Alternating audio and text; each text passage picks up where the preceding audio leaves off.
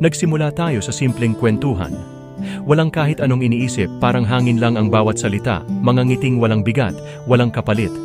Isang ordinaryong araw na naging simula ng isang kwento na akala ko'y hanggang sa libro lang mababasa. Tila biro ng tadhana. Isang tinginan, isang alingaw-ngaw ng tawanan. Hindi ko inakalang dito ako maglalakbay. Sa'yo ko pala matatagpuan. Ang isang bagay na di ko hinanap, ngunit bigla na lang sumulpot. Katulad ng isang panaginip na hindi ko gustong magising. Araw-araw, parang bumabagal ang oras kapag nariyan ka. Hindi ko mapigilang mapaisip, bakit nga ba sa simpleng sandali, naging komplikado ang tibok ng puso ko? Sa bawat hakbang palapit, sa bawat salita mong binibitawan, unti-unti akong nagpatangay. Unti-unti kitang natutunan mahalin. Hindi ito ang kwentong inaasahan. Walang grand entrance, walang pulang karpet.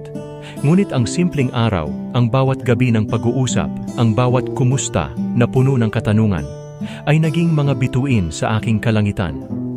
Naging patunay na minsan, ang mga bagay na hindi inaasahan ang siyang tunay at wagas. At habang binibilang ko ang mga bituin, isang araw na tanto ko, na ikaw ang araw sa aking mundo, ikaw ang buwan sa aking gabi.